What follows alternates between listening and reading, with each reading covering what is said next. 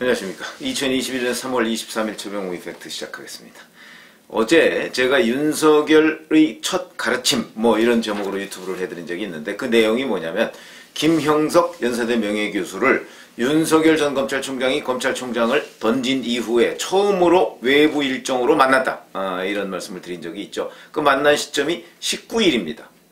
오늘이 23일이니까 나흘 지났군요. 그 19일인데 어제 처음으로 보도가 됐고요. 그래서 아마 김형석 교수와 그 주변의 얘기들을 종합한 보도들이 오늘 또 일부 나오고 있습니다. 그 중에 중앙일보를 보니까 제가 그렇지 않아도 어제 유튜브를 해드리면서 무슨 얘기를 했냐면, 마지막 부분에 어제는 또 동아일보하고 그 김형석 교수가 전화통화를 한 것으로 돼 있었는데, 그 마지막 부분에 보면 참 최근에 그 검찰총장을 그만둔 뒤에 여러 가지로 답답하고 복잡한 심경이 있었던 것으로 보이는데, 나를 만나서 모처럼 시원스럽게 털어놓는 것 같더라, 이런 표현이 있었습니다. 그래서 그때 제가 뭐라고 말씀드렸냐면, 아마 대선에 도전하겠다는 얘기를 한 것이 아닌가, 이렇게 짐작이 된다. 왜냐면 그 대목을 보면 지금 윤 총장이 시원스럽게 털어놓을 대목이 뭐가 있겠습니까?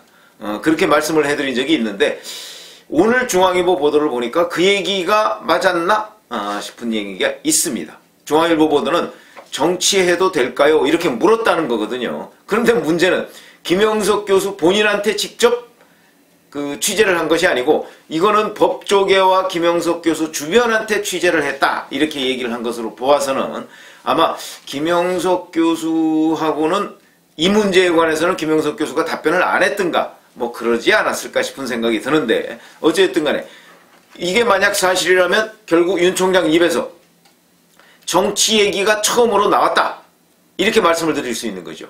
3월 4일 검찰총장을 그만둔다, 이렇게 얘기한 이후에 19일, 어제 얘기했다고 친다면 18일 만에 처음으로 그 입에서 정치 얘기가 나왔다는 것은 정치 얘기를 매우 구체적으로 이제 고민하고 있는 시점, 내지는 준비하고 있는 시점이다. 그거보다 한 발 더 나가서 하고 있지 않겠습니까?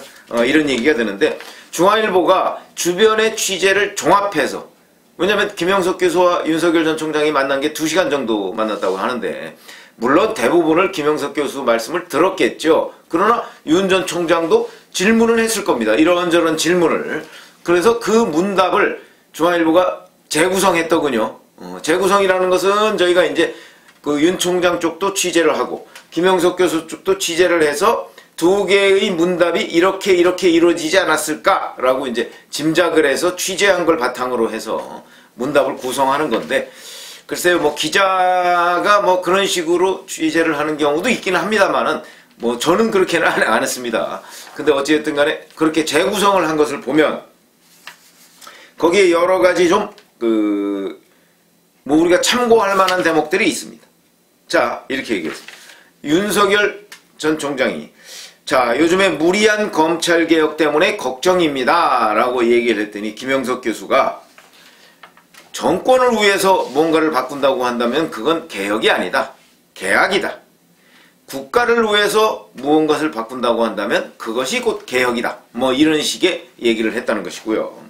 그 다음에 윤석열 전 총장이 요즘 보면 상식이 통하는 것 같지 않습니다, 라고 얘기를 했더니 김형석 교수가 내 편 가르고, 그러면서 이게 상식이다 이렇게 주장하는 것은 곤란하다, 라는 식의 답변을 주었고, 그 다음에 윤 전 총장이 또 뭐라고 얘기했냐면, 제가 부족한 것이 매우 많습니다, 이런 식으로 얘기를 하니까 김형석 교수가,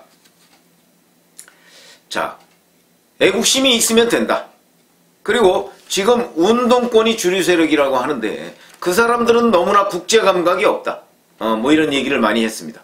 그러니까 무슨 얘기냐면, 윤 전 총장이 부족하다, 한 게 많다 이렇게 생각할 게 없다, 운동권 봐라, 저 사람들 국제감각도 없는 사람들인데, 라는 톤으로 가르침을 주었다, 이렇게 얘기를 할 수가 있고, 그 다음에 윤 전 총장이 또 이렇게 얘기했다는 거 아닙니까? 제가 정치 경험도 없고 그렇다고 지지 세력이 있는 것도 아닙니다.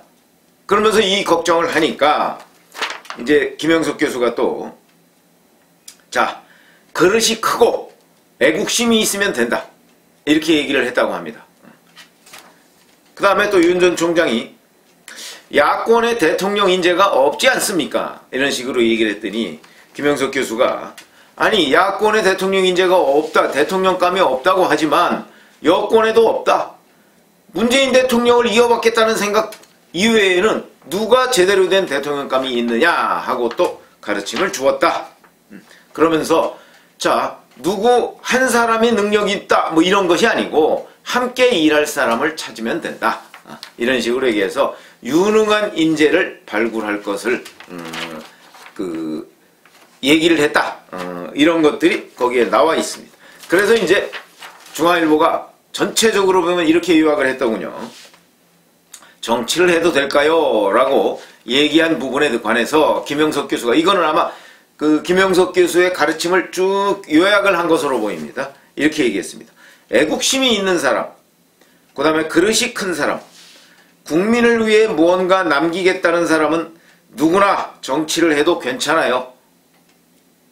당신은 애국심이 투철하고 헌법에 충실하려는 민주주의에 대한 열정이 있는 것 같아요. 적극적으로 정치를 하라고 권하지도 않겠지만 하면 안 된다는 것도 아닙니다. 너무 걱정하지 마세요. 이런 식으로 전체적으로 요약을 할 수 있다. 그런데 김영석 교수는 원래 그 100년을 살아보리라는 책, 그 다음에 각종 인터뷰 등을 통해서 세상에 행복하지 않은 두 부류라고 얘기하면서 그 두 부류 중에 하나로 권력과 명예를 좇는 사람을 얘기한 적이 있습니다.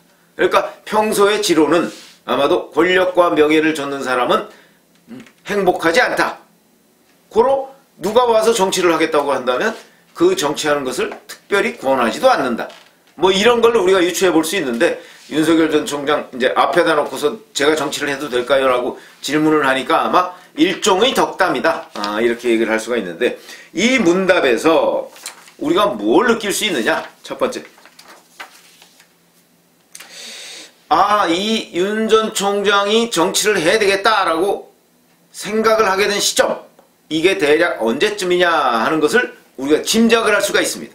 무슨 얘기냐면 질문에서 계속 검찰개혁이 너무 무리하게 진행되고 상식이 무너지고 있다는 얘기를 하고 있는데 자 그러면 윤 전 총장이 검찰개혁의 무리수 그 다음에 상식 붕괴 뭐 이런 걸 언제 느꼈을까요? 유인태 전 국회 사무총장이 그런 얘기를 했었죠. 작년 그 검찰총장에 대한 직무정지, 징계 뭐 이 시점이 아닐까 생각한다. 그런데 저도 거기에 동의합니다. 그러니까 무슨 얘기냐면 그동안에 뭐 검찰개혁을 하고 그 다음에 뭐 피의자의 인권을 보호하고 어쩌고 하는 얘기는 그건 누구나 할 수 있는 얘기입니다. 그런데 구체적으로 직무정지를 해가면서 추미애 당시 장관이 6가지 사유를 들었습니다. 정치적 중립성 의무 위반 뭐 이런저런 사유를 들었는데 그 6개의 사유 중에 단 하나도 상식적으로 동의할 수 있는 게 없습니다. 다 무리하거나 아니면 피의자, 사기꾼, 김봉현 씨 뭐 이런 사람들 주장을 그대로 인용을 해가지고 현직 검찰총장을 직무정지하겠다고 나선 사람이 바로 추미애 장관입니다. 이 얼마나 몰상식한 얘기입니까? 본인이 국회에 가서 국정감사에 가서 그런 얘기도 한 적이 있습니다. 정말 비상식적이다. 인사 이런 거 비상식적이다. 총장은 법무장관의 부하가 아니다.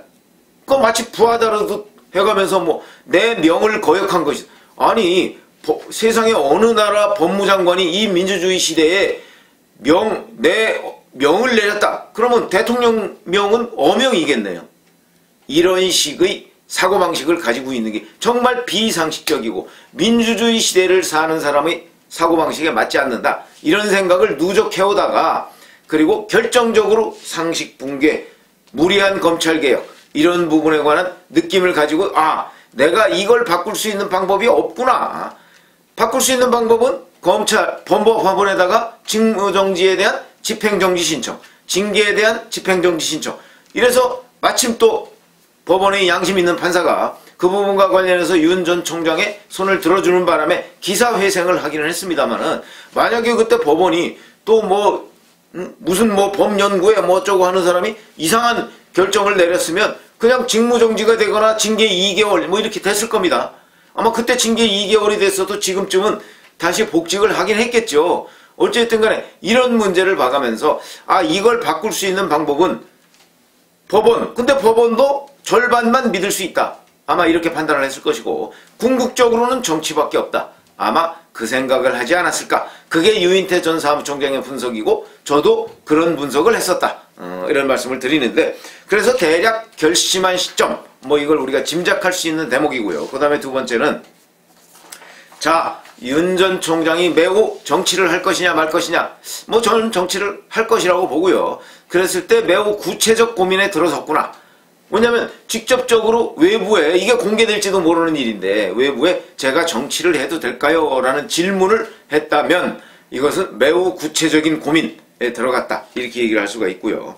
그 다음에 또 하나는 지지 세력 걱정을 하고, 그 다음에 정치 경험이 없다, 뭐 이런 걸 고민한다는 얘기는 단순히 정치의 참여 여부를 고민한다기보다는 참여했을 때의 시나리오, 자, 나는 혼자 할 것이냐, 제3지대에서 할 것이냐, 누구와 할 것이냐 하는 부분을 또한 고민하고 있다, 이런 얘기가 되는 것이죠. 그런 점에서 본다면, 자, 뭐 여기서 이제 뭐 제3지대 고민도 할 것이고, 국민의힘과 함께하는 방안을 고민할 수도 있고, 제3지대라면 빅텐트를 쳐서 거기에 뭐 같이 할 사람을 모을 수도 있을 것이고, 그리고 요즘에 또 나오는 얘기가 뭐 동교동계를 접촉했다, 뭐 이런 얘기들이 일부 언론에 보도가 됐는데 그건 또 사실이 아니다, 이렇게 해명까지 했습니다. 그런 것을 보면 누구와 손잡고 정치를 할 것이냐 하는 부분에 관해서도 매우 구체적으로 지금 고민하거나 아니면 결론에 이르는 시점. 그러니까 다시 한번 김영석 교수한테 그걸 여쭤본 거죠. 제가 누구와 했으면 좋겠습니까? 근데 김영석 교수의 답변은, 김영석 교수는 뭐 철학자지 무슨 정치학자나 아니면 현실 정치에 관심이 있거나 아니면 현실 정치에 깊이 개입하고 있는 사람이 아니니까, 그러니까 거기에 대해서 뭐라고 답변을 안 하고 상당히 그냥 두루뭉술하게 답변을 했는데, 이런 부분은 뭐 현실 정치를 잘 아는 사람한테 그렇게 자문을 해야 되지 않을까 싶은 생각이 들고요. 여하튼 윤석열 전 총장 입에서 처음으로 정치 얘기가 나왔다는 것은 정치에 관해서 구체적인 설계를 하고 준비를 하고 있다는 의미가 된다. 그래서 3월 4일 총장직을 던질 때와는 또 다른 차원의 정치적 고민에 들어갔구나. 그래서 이제 본인의 커밍아웃, 내가 대선에 도전하겠다 라고 하는 것을, 물론 뭐 3, 4월 달 외부 활동을 안 하겠다고 했습니다만은 하나 둘씩 이렇게 외부에 알리는 그런 기회로 삼고 있는 것 아닌가 싶은 생각이 있어서, 아마 4월 7일 이전에 야권 후보 단일화 오늘 뭐 오후쯤이면 아마 결판이 날 겁니다. 그렇게 되면 거기에 대해서도 뭔가 입장을 밝히지 않을까 하는 기대를 해봅니다. 감사합니다.